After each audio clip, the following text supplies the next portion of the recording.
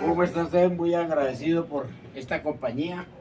Esta actividad se llama Cuidado de la Salud Mental y Física, Grupo Canicas.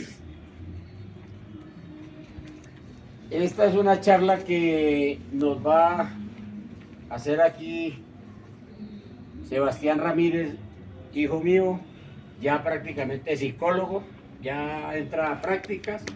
Entonces él nos va a hacer el favor de hacer esta charla. Esto se trata del servicio social unadista en los barrios La Coruña y Arborizadora Baja, mediante la charla Incidencia de la pandemia COVID-19 en la salud mental del adulto mayor y posterior somatización física de enfermedades. Para las personas que de pronto no me conocen tan bien, soy Sebastián Ramírez Muñoz, soy estudiante de Psicología en Formación de la Universidad Santo Tomás. Estoy especializándome para tener la especialidad en Psicología Jurídica en la Universidad Santo Tomás y en la especialización de Psicología Jurídica y Forense de la Universidad Javeriana de Colombia. Bueno, como ya lo habíamos mostrado, lo comentó mi padre, esta charla va a ser, no es muy extensa, es un tema más bien corto. Es incidencia de la pandemia COVID-19 en la salud mental de adultos mayores y posterior somatización de enfermedades. En un momento, viéndolo desde un tema meramente cultural, el adulto mayor es la persona sabia, es la persona que ya vivió y la persona que puede llevar a cabo las tareas completas, dado que tiene toda la experiencia para hacerlo. Entonces, el adulto mayor pueden saberlo como pueden no saberlo. Por decir, en un ejemplo propio, en mi casa, cuando estuvimos en el tiempo de pandemia, mis padres salieron contagiados, pero fueron sintomáticos. Yo salí contagiado, pero fui netamente asintomático. Yo nunca supe que fue un síntoma dentro de la pandemia. Entonces de esto se trata, de que los brotes se empiezan a generar, ya es por regiones. Y ya, esto sería la fase medial. Entonces, esta es como una corta explicación de qué es la pandemia como tal. Lo que les decía, les doy ejemplos de dos pandemias que ya se han vivido. Una con un sistema curricular demasiado fuerte, como fue el COVID-19, porque tuvo demasiadas muertes. Pero también hemos tenido ébola, hemos tenido la peste negra y la H1N1, que han sido las tres más fuertes antes del COVID-19. Pero ninguna había tenido ese tope de muertes en el mundo. Paradójicamente, la gente siempre pensó que las personas que más fallecieron con este tipo de brotes fueron los adultos mayores, y no es cierto. Las personas que más fallecieron es un tope que está generado entre los 25 y los 38 años. Fueron las personas que más fallecieron por esto. ¿Por qué? Porque son personas que tienen más el consumo de tabaco, son personas que tienen unas vidas un poco más de movimiento, pero de tanto movimiento tenían mucho contacto con el exterior. Entonces el tope de muerte principal del COVID-19 fue estas edades de 25 a 38. Si usted tiene cáncer, entonces se llega y es después volota el cáncer. Ok, sí, puede ser por ese lado, pero nos falta solo una partecita. Entonces, listo. Vamos a hablar sobre la somatización. La somatización netamente ya comienza a ser con un tema más de la salud mental, del pensamiento, ¿sí? ¿Alguna vez han escuchado que el mal genio, la rabia da cáncer? Eso es un ejemplo claro de somatización, ¿sí? La somatización es cuando uno está pensando mucho en una enfermedad. Por decir, uno va al médico y en un diagnóstico de un médico, un mal diagnóstico, le dice a la persona que la persona tiene diabetes, ¿sí? La persona, en vez de generar un cuidado nuevo y empezar a cuidarse de una manera, la persona lo que va a hacer es que por el susto de la diabetes va a empezar a tener prácticas forzosas de salud, ¿sí? Las prácticas forzosas de salud no están avaladas como una buena práctica porque a la final dañan el estado de salud y lo empeoran. Entonces, si la persona realmente tenía la diabetes y somatiza con su pensamiento, somatiza más la enfermedad, va a llegar a un punto en el que la diabetes ya no va a ser controlable, ¿sí? Es lo mismo que pasa con el cáncer. El estrés es un trastorno que genera el cerebro, que genera la mente, a raíz de situaciones en las cuales no podemos controlar o mal llamadas que se nos salen de las manos, ¿sí? Entonces, todo el tiempo estamos a la espera, o bueno, no tanto a la espera, sino estamos mirando o pensando en eso y repetimos la cuestión, ¿sí? Al repetir estamos somatizando. Todas las enfermedades, bueno, esto es un tema un poco contradictorio para mucha gente. Para mí, por lo menos por mi corte humanista, todas las enfermedades son enfermedades generadas a partir del pensamiento y de la salud mental. Todas las enfermedades pueden prevenirse, todas. Entonces, aquí estamos hablando netamente de que de la salud mental, lo que se nos sale de las manos en la salud mental, se vuelve físico. Eso sí está totalmente claro y es totalmente avalado por muchas organizaciones, principalmente por la Organización Mundial de la Salud, que es la que nos avala a nosotros como profesionales de la salud. Ahí siempre nos van a decir esto, y es que las personas, cuando no saben gestionar o autogestionar muchas cosas de sus vidas, terminan en este tipo de enfermedades y ya las vuelven netamente físicas. Entonces, en ese aspecto, eso sería la somatización de las enfermedades. Lo que pasa en la mente se vuelve físico porque el pensamiento hace que el cuerpo trabaje en torno a generar la enfermedad, dado que es el pensamiento más regular que está generándose. Bueno, entonces ahora vamos a hablar sobre las dos enfermedades mito de la pandemia, que fueron la depresión y la ansiedad. Las dos son enfermedades mentales, las dos son prevenibles, las dos tienen cura y las dos tienen tratamientos. Entonces, la depresión, mucha gente piensa que esto es un paradigma, y es que mucha gente piensa que solamente es estar triste o decaído.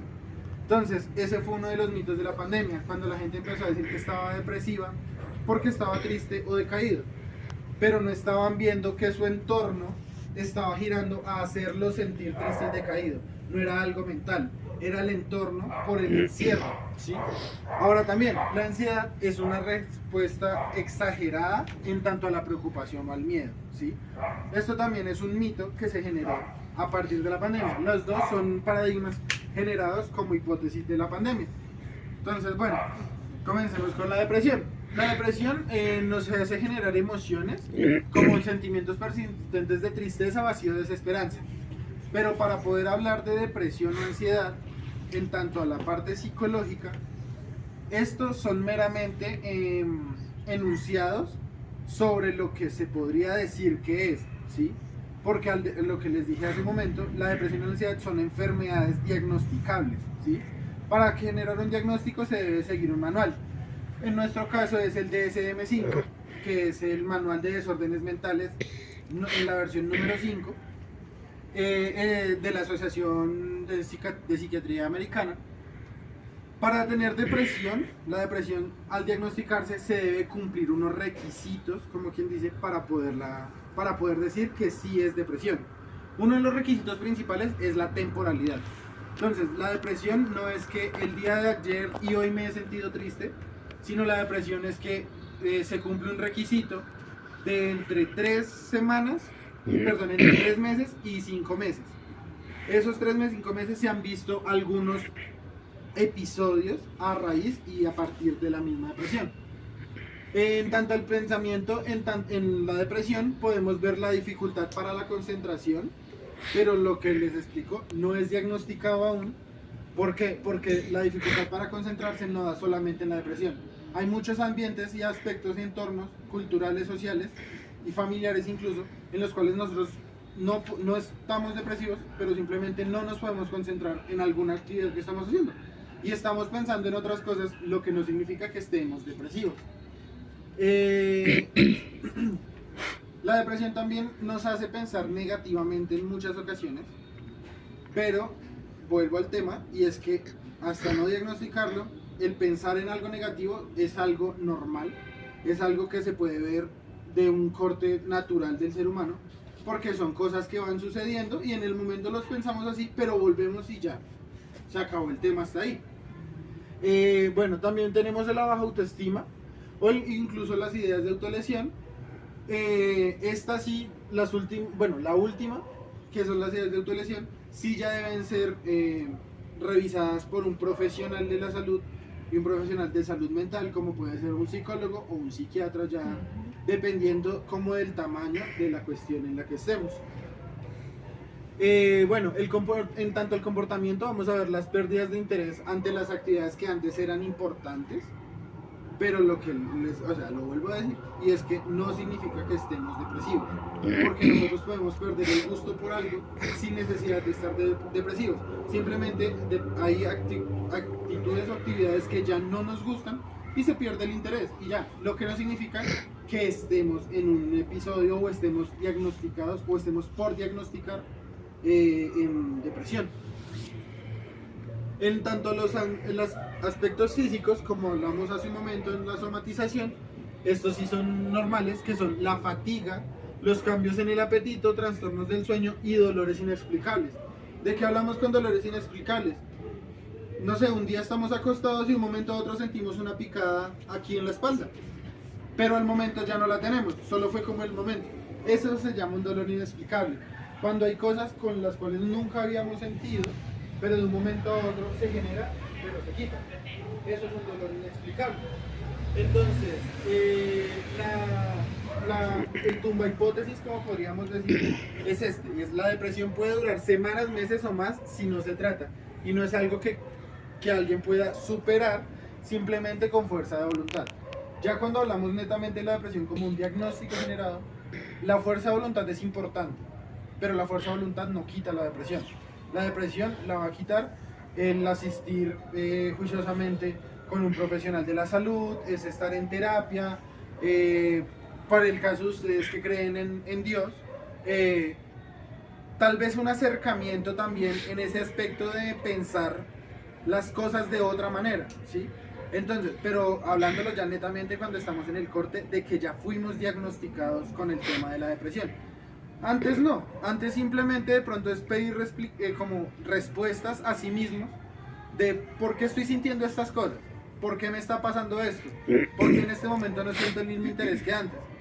Y si ustedes se lo preguntan, el cuerpo va a tener muchas formas de respondérselo, porque de pronto no lo van a tener como un pensamiento, pero el cuerpo de pronto al día siguiente va a querer levantarse a trotar, por decir, o van a empezar a hacer algunas actividades que son cambios físico-mentales y son somáticos o psicosomáticos. O sea, ¿en qué momento entonces yo tengo que acudir al psicólogo o al psiquiatra para que me diagnostiquen? O sea, ¿debo esperar como esos meses o ese tiempo? Y bueno, como que todos los días estoy triste, como que esta semana y la otra semana y la otra semana. O sea, Sí, lo que pasa es que para que pueda diagnosticarse, como se los expliqué hace un momento, está el DSM, que es el manual de psicología. Este nos va a presentar los criterios. Entonces, para poder diagnosticar, primero tiene que tener el tiempo y tiene que tener algunos síntomas que ya están como avalados en el manual. Entonces, uno de los síntomas principales, como se los decía hace un momento, es el de las ideas de autolesión. Las ideas de autolesión no son, o sea, autolesión no significa solamente querer hacerse daño a uno mismo. En muchas ocasiones, la autolesión es querer hacerle daño al entorno, ¿sí? Como poder liberar de pronto algo haciéndole daño a las personas que me están rodeando. Puede ser en un ambiente cultural, comunitario o familiar.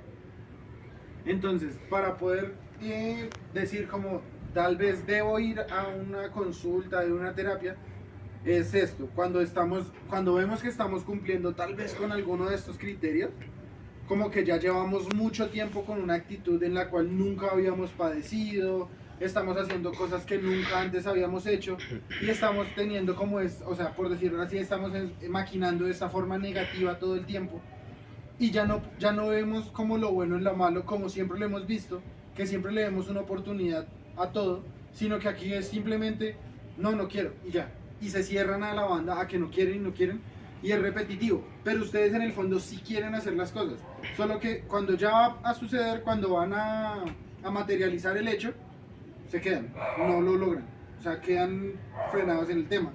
Entonces, esta es la forma de... Disculpen, ¿cuánto dura un tiempo un psicólogo tratando esa enfermedad de la depresión? Lo que pasa es que, como te lo decía hace un momento, existe una cosa en la psicología que se llama temporalidad. Y es que como hay casos que pueden ser diagnosticados libres en 2 meses, como hay gente que lleva procesos de 26 años. 26 años. Hemos conocido casos en Estados Unidos de personas que llevan entre 20 y 26 años toda la vida han continuado su proceso y lo logran y vuelven. O sea, recaen. Recaen, exactamente. Como hay personas que lo logran y hasta ahí fueron. Y ya, hasta se acabó la enfermedad. También es de ver que la depresión también es hereditaria, porque la depresión también es algo genético, porque también es una afectación neuronal. Entonces, por decir, si mi familia, alguien de mi pasado lo tuvo, yo puedo padecerlo en el futuro, ¿sí? Porque también es algo de corte genético. Como puede darse por un tema netamente ambiental, por lo que me rodea, también se puede dar por algo que ya antes sucedió en mi familia y a mí genéticamente me va a llegar como el corte, ¿sí? Entonces se puede dar de esa manera. Como lo expliqué en la depresión, los nervios no significa que estemos ansiosos. Los nervios son algo netamente humano, y es que cuando nos sentimos en peligro, nos sentimos abochornados por algo, nos da nervios. Lo cual no significa que seamos personas ansiosas diagnosticadas. Los temores y las inquietudes son también por ese lado, y es que hay cosas en las cuales tal vez porque no tenemos la confianza de hacerlo nos da como miedo, así sepamos que nos puede ir bien, pero en el momento de hacerlo como que nos frenamos un poco porque sentimos como ¿y qué tal que no? Porque digamos, este temor o la inquietud es más hacia un hecho de aceptación, de qué tal que yo haga esto y no guste, ¿sí? No lo vemos como algo para mí, sino por los otros, ¿sí? Entonces, ¿qué tal yo, no sé, yo juegue fútbol, pero juegue fútbol mal y me estén viendo y hablen mal de mí? Ese sería el ejemplo. Estamos como en ese constante búsqueda de la aceptación. Eso genera temores e inquietudes. Bueno, para los pensamientos estamos hablando de las expectativas de que algo malo va a suceder todo el tiempo, incluso cuando no hay ninguna razón para que suceda algo malo. Este síntoma lo vemos muy a menudo en muchas ocasiones de la vida, porque hay veces que por la misma confianza que no nos tenemos en ocasiones, estamos muy a la defensiva de muchas cosas. Y como podemos ver que algo sí está sucediendo, como de un momento a otro nos imaginamos que esto va a sucedernos a nosotros, cuando nunca puede que suceda. O sea, eso sería otra vez uno en un millón de que nos suceda algo que pensamos de esa manera. Ya la otra sería el autosabotaje.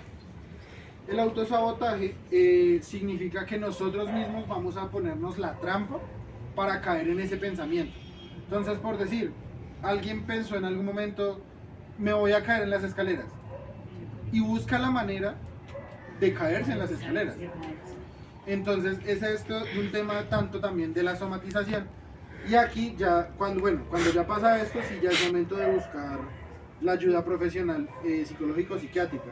¿Por qué? Porque ahí ya se está poniendo en riesgo la vida, porque puede haber autolesión o lesión a terceros. En comportamiento está el evitar de situaciones o los lugares que nos generan la ansiedad. Volvemos al tema, y es que no todo esto significa ansiedad, porque muchas veces nosotros simplemente vemos a alguien con el que no tenemos como la mejor relación y preferimos evitarlo, nos cambiamos de andén, hacemos otra cuestión para no tener que concurrir con la persona, lo que nos significa. Buenas tardes. Siga. Lo cual no significa que tengamos ansiedad o que seamos personas ansiosas. Simplemente somos humanos y tenemos pensamientos humanos. Un pensamiento humano es el de que si a mí no me cae bien, yo no tengo por qué saludar. Lo cual no está mal. Culturalmente se puede ver mal porque habla de nuestra educación, pero nadie está en la obligación de saludar a alguien que no considere como importante o pilar en su vida, ¿sí? Y no tiene nada de malo en cierta medida. Y ya en la parte física vamos a ver latidos acelerados, sudoración, temblor, mareo, dificultades para respirar y tensiones musculares. Igual que en la depresión, cuando ya empieza a volverse esto físico, estamos somatizando. Por ende, ahí ya es el momento de buscar la ayuda. ¿Por qué? Porque en ese momento ya no va a haber vuelta atrás y ahí sí va a ser netamente diagnosticada la persona. ¿Por qué? Porque dejó pasar el tiempo y empezó a sentir estas cosas, empezó a sentir estos síntomas físicos y dejó que se somatizara la ansiedad en su cuerpo. El lío de la somatización por lo menos en la ansiedad y en la depresión, es ese, que cuando se permite al cuerpo que somatice, es muy complicado que la parte física se quite, porque de pronto los síntomas mentales se pueden aplacar. La parte física ya no, porque la parte física inmunológicamente va dañando el cuerpo. Que es lo mismo que hablábamos ahorita acerca del término del adulto mayor, de la vejez, y es que hay un daño molecular. Las células empiezan a dañarse. Por eso hay que buscar la ayuda antes de que empecemos a somatizar las cosas, porque nos puede hacer algo de daño, la verdad. Bueno, la hipótesis que tenemos aquí es: la ansiedad puede ser útil en ciertas situaciones como una señal de alerta, pero cuando se vuelve constante o desproporcionada interfiere con la vida diaria. Eso es lo que decíamos hace un momento, y es que cuando estamos alerta de las cosas no somos ansiosos, simplemente estamos periféricamente observando el entorno y estamos pendientes de lo que pasa. Por decir, vas caminando y ves que hay una alcantarilla sin tapa, que es lo normal o lo esperado, que la persona se haga hacia el otro lado y camine por el otro lado. Eso es un sentido de alarma, sin necesidad de que haya algo que genere susto. El sentido de alarma, equivocado o erróneamente muchas veces se ha dicho que es solamente cuando estamos en situaciones de peligro. Hay situaciones que no son de peligro, pero el sentido de alerta nos hace irnos por otro camino. Y igual vamos a seguir haciendo bien las cosas. Bueno, ya finalizando, vamos a hablar las conclusiones, ya vamos a ponerlas más hacia la salud mental y hacia la pandemia con los adultos mayores. Entonces, la pandemia COVID-19 tuvo un impacto significativo en la salud mental de los adultos mayores, afectándolos de diversas maneras debido a su vulnerabilidad física, social y emocional. A continuación, destacaré los principales efectos. Entonces, factores que influyeron en la salud mental, esta parte se las voy a leer porque es netamente conclusiva. Si ahorita de pronto tienen alguna otra pregunta o algo, pues me la pueden hacer. Entonces, los factores que influyeron netamente en la salud mental está el aislamiento social. Las medidas de confinamiento y distanciamiento social redujeron el contacto con familiares, amigos y aumentó la soledad. ¿Sí? Esta es una de las partes que más se ha criticado hacia la pandemia, bueno, hacia la pandemia no, hacia el aislamiento, y es la soledad que empezó a generar en algunos hogares. Porque los hogares pueden estar habitados por 5 personas, pero al estar cada quien en su habitación, en su cuarto, en su entorno, se generó una soledad de que cada persona era una persona sola. Ya dejaron de ver el término, o se dejó de ver por un tiempo el término familia, y se generó, fue habitantes, ¿sí? El miedo al contagio, como grupo de alto riesgo, muchos adultos mayores experimentaron miedo intenso de enfermarse o morir. Lo que les decía al puro principio, y es que paradójicamente las personas que más murieron no fueron los adultos mayores, y fueron las personas que más miedo generaron a la muerte en esos momentos. La pérdida de los seres queridos, la pandemia trajo consigo duelos complicados, a menudo sin la posibilidad de rituales tradicionales o despedidas. Muchas de las personas que fallecieron en pandemia no pudieron tener como sus rituales finales, como sus misas, sus entierros, todo esto, sino fueron personas bolsa, que se les llamaron por un tiempo las personas bolsa, y eran personas que salían de la clínica en una bolsa y se iban directo al horno crematorio. a los hornos crematorios, y ya, no volví a ver una visión de las personas. Yo creo que también eso ahí ha calado mucho en nuestra edad, y es que lo que tú nos estás diciendo, estamos acostumbrados a la velación, a que estábamos acompañando el cuerpo de nuestro difunto, nuestro familiar, y en este momento ya el no despedirlo de esa manera, el no poder estar haciendo esa velación, el no poder hacer una misa con todos, y en especial la cremación, yo creo que también eso fue lo que en medio de toda la pandemia nos afectó bastante, porque la mayoría o prácticamente todo el mundo ya no se enterró normal, sino todo el mundo fue a cremarse. Entonces yo creo que eso también es como de las implicaciones y de las incidencias que más nos afectaron mentalmente en ese momento. O sea que eso fue un trauma para la sociedad, para los... Sí, ¿por qué se vuelve un trauma? La palabra está perfecta, trauma, y es porque las personas, las personas, me incluyo, todos estábamos acostumbrados a que cuando fallecía alguien íbamos a la iglesia y lo despedíamos. el que quería verlo lo veía, porque hay mucha gente que he visto que va a una velación o algo y no se acercan al féretro, pero hay mucha gente, en mi caso, yo sí, cuando voy a una velación me gusta ver a la persona, y ese es el trauma que quedó, que mucha gente no pudo generar nunca la última despedida. Para mí, el verlo ahí, eso es una despedida para mí, porque sé que no la voy a volver a ver, pero me quedo con un recuerdo. Hay gente que salió una persona de su casa y duró 5 meses en una UCI y nunca pudieron volver a ver. Esto generó traumas demasiado potentes, no solo para la tercera edad, sino para la población en general. Para la familia, exactamente. Y claro que es que también hay una cosa ahí que afectó bastante, fue el voz a voz, ¿no? Porque se crean unos mitos, entonces yo digo, no, es que si usted hace esto le va a suceder aquello, entonces se riega ese voz a voz. Es una mentira, pero se riega esa voz a voz y la gente entonces lo toma por cierto. Y esas son de las cosas que también más afectan. A nosotros los seres humanos, eso es una de las cosas que más nos afecta, el voz a voz.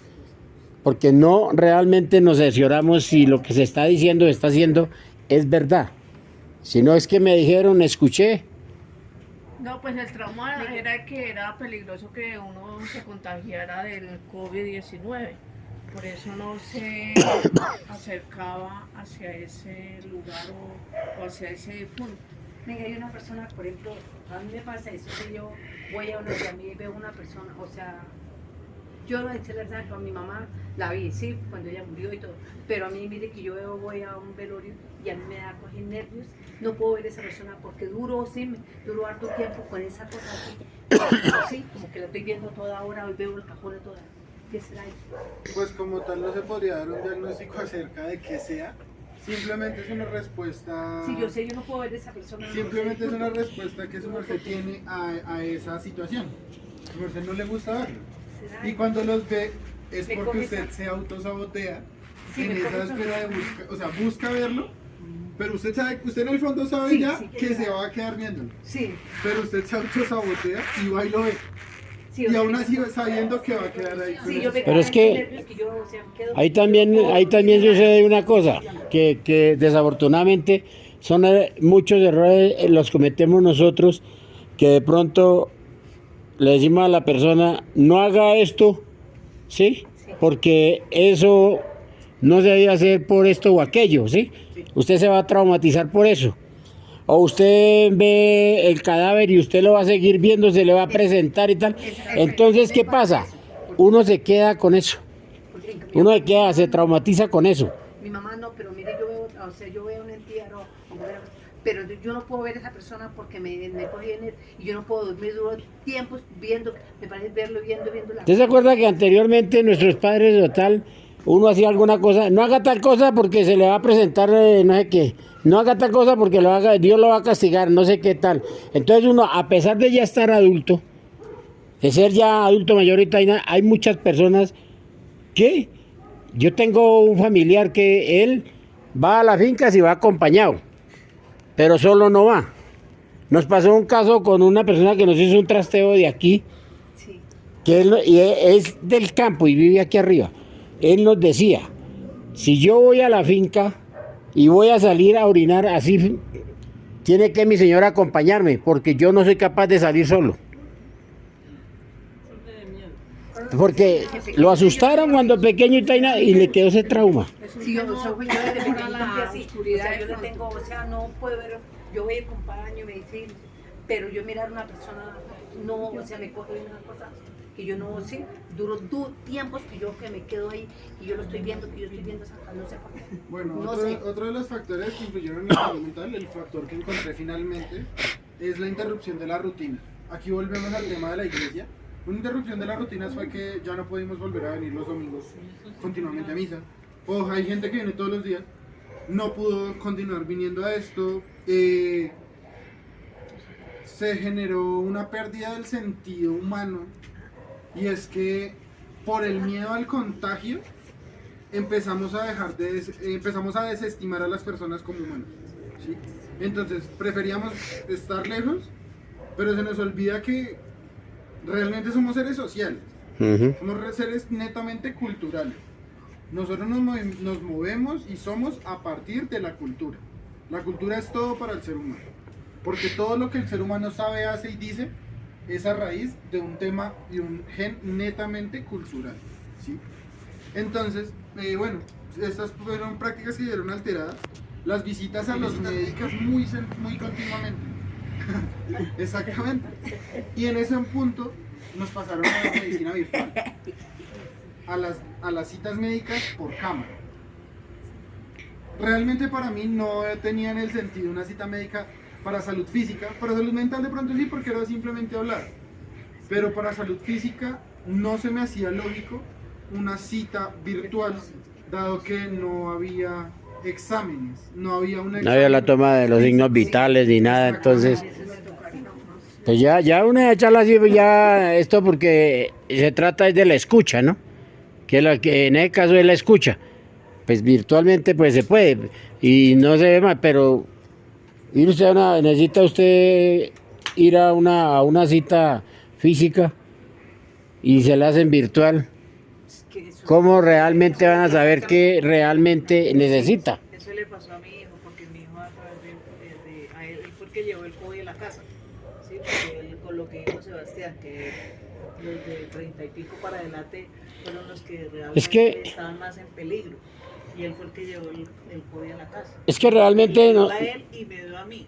Nosotros los adultos le quedó un dolor en las rodillas y virtual le tomé una cita virtual y pues y le dolía las rodillas, pues le tocó mandarse a tomar un examen. Claro, porque nosotros los adultos mayores tal nos cuidamos más, sea por miedo tal nos cuidamos más que los jóvenes. Sí, no, y pues él por su trabajo. No, por eso, de todas maneras ellos andaban más en contacto con el uno y con el otro, entonces pues estaban más expuestos a coger el virus y llevárnoslo a la casa o con las personas que estuvieran. Mire, cuando a mí me diagnosticaron que tenía COVID, salimos a pedir la medicina, a pedir los medicamentos. Entonces ella fue a hacer la cola para pedir medicamentos, yo me senté en una banca que había sola allá tal calladito, cuando va y se sienta una señora con una niña al pie mío. Yo me corría y la señora se corría. Y yo como le decía, señora, no se haga al lado mío que tengo COVID. ¿Qué dice? Irme y sentarme para en un rincón, para que...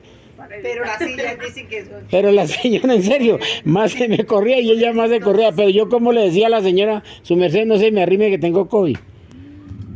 ¿Qué me tocó ir y sentarme para en un rincón para allá solito?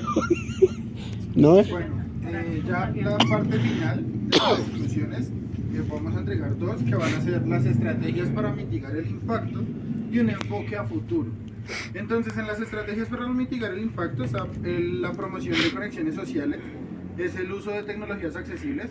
Hay muchas tecnologías accesibles que aún no se les han enseñado a ustedes, no se les han explicado bien, como hay unas que ya las conocen, las videollamadas las conocen ya y todo este tema, pero hay más cosas que se pueden hacer virtualmente para poder generar este tipo de conexiones estables en tanto a lo social. Lo social antes era de un corte netamente presencial, ya no. Lo social, el 60% de la fuerza laboral de este país en este momento es virtual. El 40% sigue siendo presencial, pero el 60% que es el gran ancho es una cosa ya netamente virtual.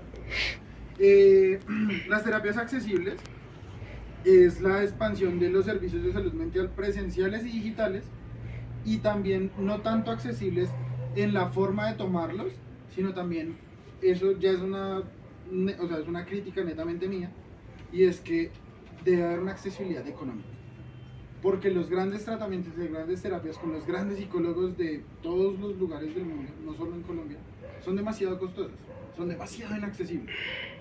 Entonces, de nada nos sirve tener un muy buen cargo, o sea, a nosotros como psicólogos tener una muy buena trayectoria si no tenemos realmente generada la parte humana, porque a veces se nos nubla un poco la vista y se nos olvida que nuestro enfoque es el ser humano, y eso es lo que nosotros estamos estudiando. El ejercicio físico, son tener iniciativas para mantener la actividad física en casa y en espacios seguros, ¿sí?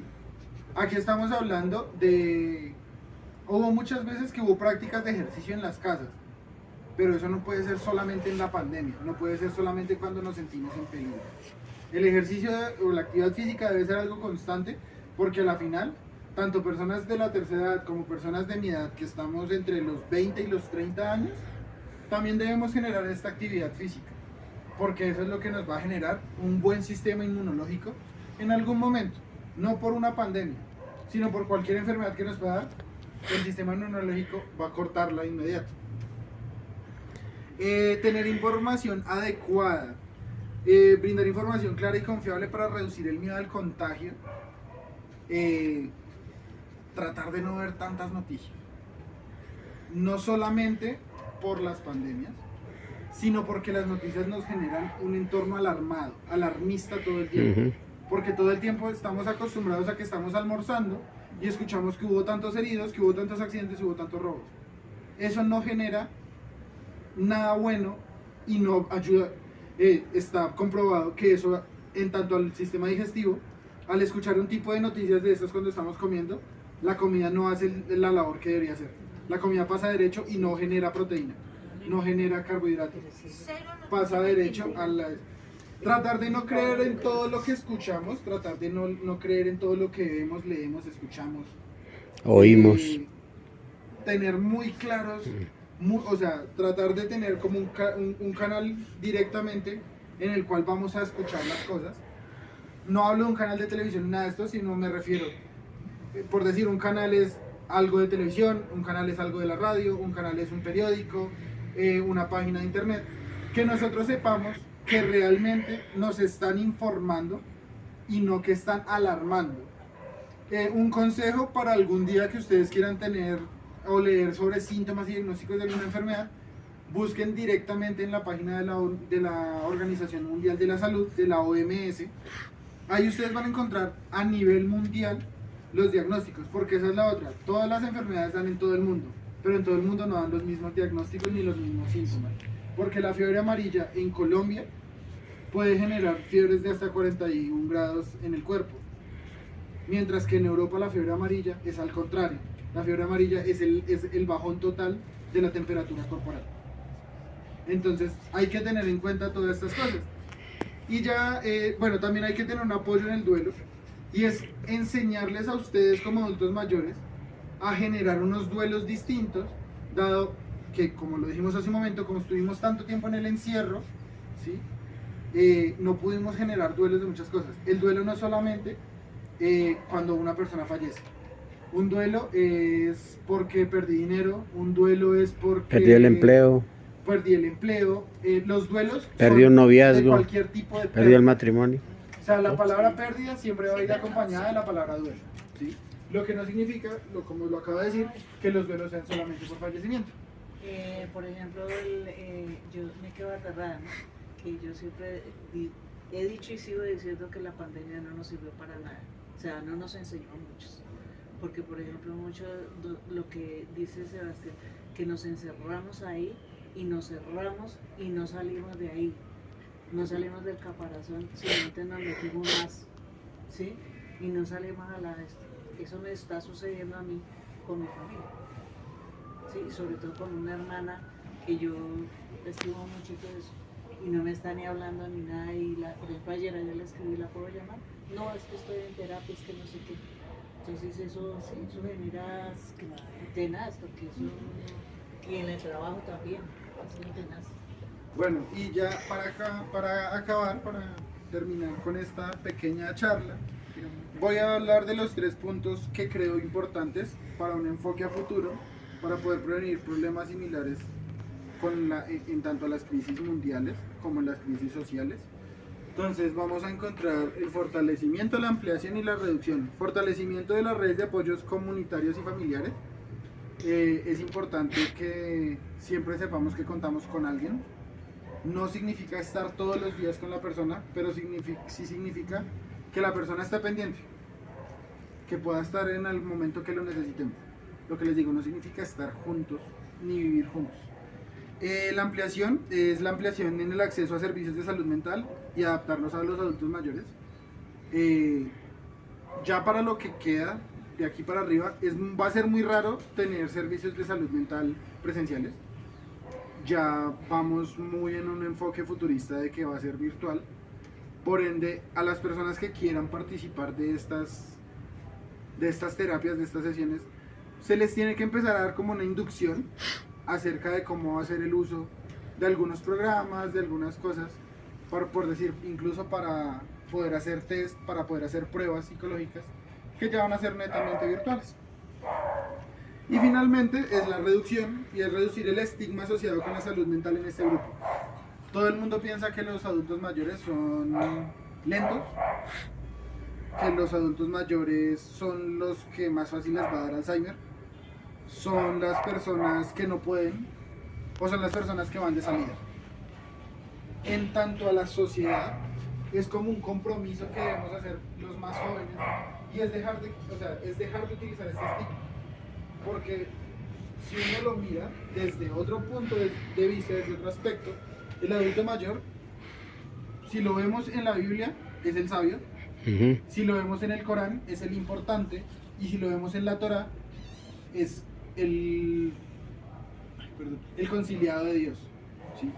Son tres personas importantes, lo cual significa presbítero, que presbítero no en todos los idiomas significa sacerdote, sino presbítero significa viejo. La palabra viejo, la palabra presbítero, bueno, de hecho en algunos idiomas sacerdote no es sacerdote como pastor de una iglesia, sino sacerdote es la persona que sabe, la persona que puede hacer, la persona de la cual los demás van a buscar. Es la que tiene el conocimiento. Y pues esto sería La sabiduría. por el día de hoy. Muchísimas gracias. A usted muchas gracias.